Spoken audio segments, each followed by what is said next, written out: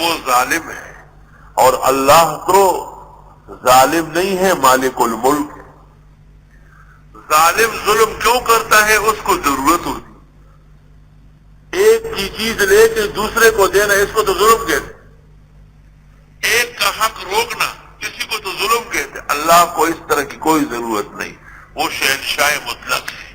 قل اللہم، آپ فرما دیجئے اے اللہ، مالک الملک، شہنشاہ، مالک الملک شہنشاہ، تؤتی الملک، آپ دیتے ہیں بادشاہت، من تشاء،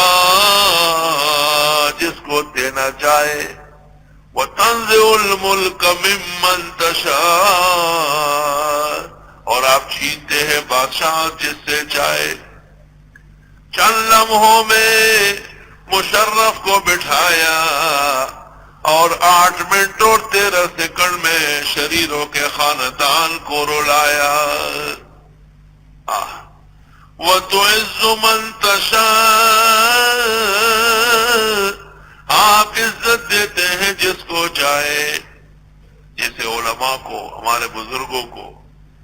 وَتُذِلُّ مَن تَشَاءُ، اور آپ ذلیل کرتے جس کو چاہے، جیسے میری دی۔ بِيَدِكَ الْخَيْرُ، تیرے ہاتھ میں خیر و شر ہے۔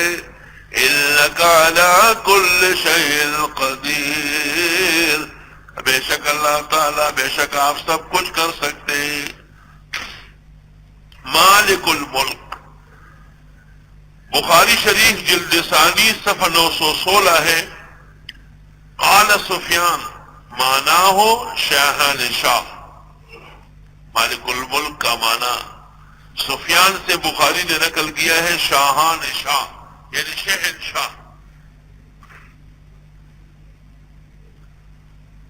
اس لیے شہنشاہ یعنی مالک الملک کسی دنیا کے بادشاہ کو کہنا جائز نہیں۔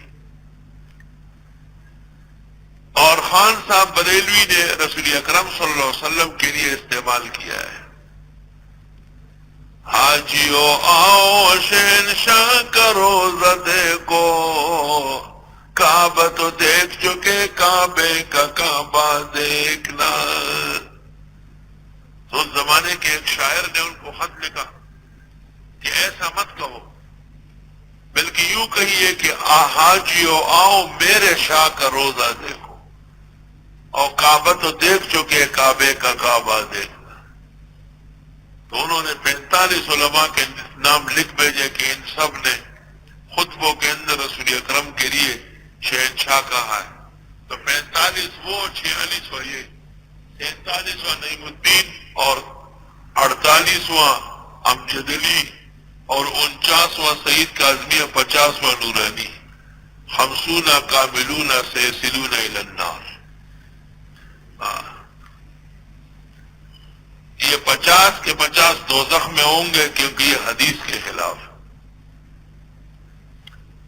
دوسری بات یہ سنو کہ مولوی احمد رضا خان نے دور حدیث نہیں پڑھا، اس کو فاضل بریلوی اس لیے کہتے ہیں اس کمی کو پورا کرنے کے لیے۔ آپ اپنے نام کے ساتھ روزانہ کہتے کہ آپ سے کوئی پوچھے آپ کیا نام ہے، تو آپ کہیں کہ فاضل عبدالحمید خان، یہ تو نہیں کہتے کوئی بھی نام کہتا ہے، وہ کہتے فاضل بریلوی۔ مطلب یہ کہ وہ بریلوی عالم جس نے دور حدیث نہیں پڑھا، صرف بیضاوی اور جلالین اور مشکاتیں پڑھ کر کے کام ختم کیا ہے۔ یہ عجیب لطیفہ کہ جتنے گمراہان ہیں انہوں نے علوم پورے نہیں پڑھے۔ سر سید پورا نہیں پڑھا ہوا، کچھ اسباق مولانا قاسم کے ساتھ مولانا مملوک علی دہلوی سے پڑھے۔